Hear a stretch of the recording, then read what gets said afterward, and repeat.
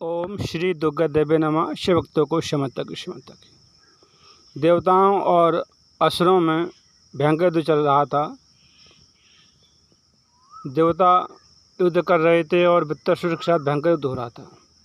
वृत्तासुर ने इंद्र को पकड़कर अपने मुख में रख लिया। सभी देवता बहुत चिंतित हुए। सभी देवता बोले अब क्या किया जाए, तो गुरु बृहस्पति के पास गए। तब सभी देवताओं ने मिलकर शत्रु नाशनी जमाई का सृजन किया, जमाई का निर्माण किया। और वृत्तासुर ने जैसी जमाई ली तो इंद्र उसके मुख से बाहर आ गए और सभी देवता बहुत प्रसन्न हुए। तभी से उसी समय से संसार के सभी मनुष्यों के शरीर में जमाई विद्यमान रहने लगी। इंद्र को बाहर निकला हुआ देखकर सभी देवता प्रसन्न हो गए बहुत। फिर वृत्तासुर और इंद्र में दोनों में तीनों लोगों के लिए भयदायक, रोमांचकारी और भीषण युद्ध प्रारंभ हो गया। युद्ध फिर से होने लगा जो 10,000 वर्षों तक चला। युद्ध में एक ओर सभी देवता उपस्थित थे तो दूसरी ओर त्वष्टा का पुत्र बलशाली वृत्तासुर था।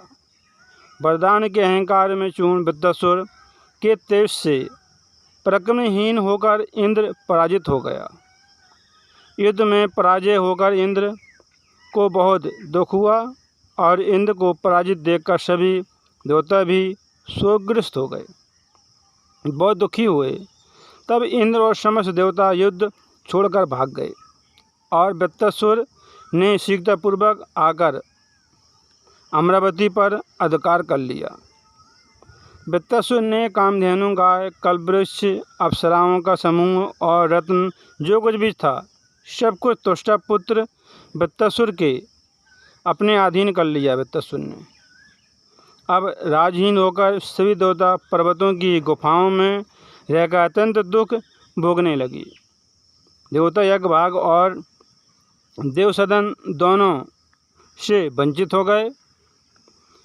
वृत्तासुर इंद्रलोक का राजा बन गया और बहुत प्रसन्न हुआ और त्वष्टा भी अत्यंत सुख प्राप्त करके पुत्र के साथ आनंदपूर्वक रहने लगा। देवगण अपने कल्याण के लिए मुनियों के साथ विचार विमर्श करने लगे कि इस स्थिति में अब क्या किया जाए, हमको क्या करना चाहिए। ऐसा विचार करके भय मोहित देवतागण इंद्र के साथ कैलाश पर्वत पर गए और भगवान शंकर को प्रणाम करके हाथ जोड़कर देवता कहने लगे, हे प्रभु, हे भगवान, हे महादेव, हे कृपानाथ, हे कृपा सागर, वृत्तासुर से पूर्णतः हम पराजित हो गए। हम भयभीत देवताओं की आप रक्षा कीजिए। हे महादेव, वृत्तासुर ने देवलोक पर अधिकार कर लिया। हे शंभु, अब हमें क्या करना चाहिए, आप हमें सही सही बताइए। हे महेश्वर, हम राजभिष्ट क्या करें और कहाँ जाएं। हे ईश्वर, हम इस दुख के विनाश के लिए कोई भी उपाय नहीं जान पा रहे हैं। हे भूतेश्वर, हमें रक्षा कीजिए, हम सब बहुत दुखी हैं। वरदान के अहंकार में चूर्ण वृत्तासुर का वध कीजिए। शिव जी बोले, ब्रह्मा जी को आगे करके हम लोग विष्णु लोक चलते हैं। वहाँ श्री हरि के पास जाकर वृत्तासुर के वध के लिए कोई उपाय करेंगे, कोई विचार करेंगे। भगवान विष्णु शक्तिशाली, छल कार्य में निपुण हैं, बलवान हैं, सबसे बुद्धिमान हैं और क्षणदाता और दया के सागर भी हैं। भगवान विष्णु के बिना हमारा कार्य सिद्ध नहीं होगा, इसलिए सभी कार्यों की सिद्धि के लिए हमें विष्णु लोक जाना चाहिए। विचार करके ब्रह्मा, शिव और इंद्र सभी देवता क्षणदाता और भक्तवत्सल भगवान विष्णु के लोक चले गए, विष्णु धाम पहुँच गए। विष्णु धाम पहुँच कर सभी देवता परमेश्वर जगतगुरु श्री हरि की स्तुति करने लगे। भगवान विष्णु देवताओं के सम्मुख उपस्थित हो गए और देवताओं से बोले, हे देवताओं, आप लोग ब्रह्मा और शिव जी के साथ विष्णुलोक क्यों आए हैं?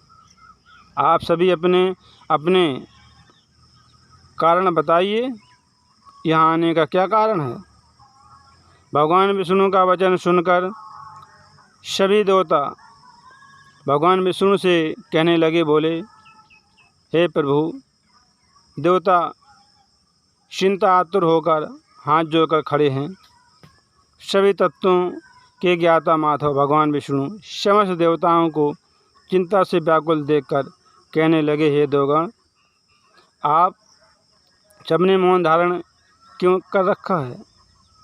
आप सब अपने दुख का सत्य असत्य जो भी कारण हो उसे बताइए, जिसे सुनकर मैं उसे दूर करने का उपाय करूँगा। देवता बोले, हे प्रभु, तीनों लोकों में कौन सी वस्तु आपसे अज्ञात है? कौन सी वस्तु आपसे छुपी है?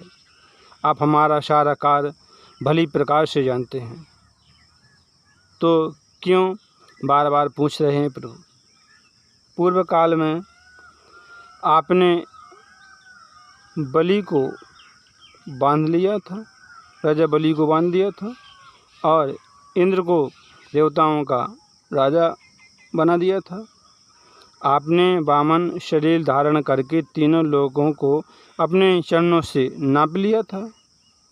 हे माधव, आपने ही अमृत छीनकर दैत्यों का नाश किया था। आप सभी देवताओं की समस्त विपत्तियों को दूर करने में समर्थ हैं। भगवान विष्णु बोले, हे देवताओं, आप लोग भयभीत न हों। मैं वृत्तासुर के वध का उपाय जानता हूँ। मैं उसे बताऊँगा, जिससे आप लोगों को सुख मिलेगा।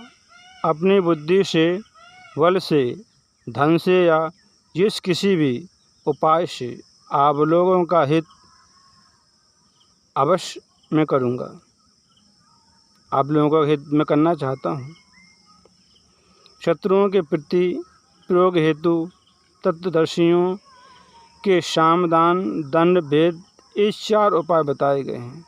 वृत्तासुर की तपस्या से प्रसन्न होकर ब्रह्मा जी से वरदान दिया है और वरदान के प्रभाव से वृत्तासुर अजय हो गया। त्वष्टा के द्वारा उत्पन्न किया गया वृत्तासुर समस्त मनुष्यों से अजय है। हे देवताओं, बिना शामदीति के द्वारा वृत्तासुर देवताओं के लिए अजय है। पहले इसे प्रलोभन देकर वश में करना चाहिए, इसके बाद उसको मार डालना, उसकी मृत्यु कर देना, उसका वध कर देना। हे देवताओं, जहाँ बलवान वृत्तासुर रहता है वहाँ तुम लोग जाओ और उस पर शामनीति का प्रयोग करो, तभी वृत्तासुर पर विजय प्राप्त कर सकेंगे। स्वर्ग में जाकर अनेक शपथ खाकर संधि के द्वारा वृत्तासुर को विश्वास दिलाओ और पुनः मित्रता करके बाद में वृत्तासुर को मार डालना। हे देवताओं, मैं अदृश्य रूप में इंद्र के शस्त्र वज्र में प्रवेश कर जाऊंगा और इंद्र की सहायता करूंगा। हे देवताओं, आप लोग समय की प्रतीक्षा करें। वृत्तासुर की आयु क्षीण होने पर ही वृत्तासुर की मृत्यु होगी, अन्य किसी भी प्रकार से नहीं होगी।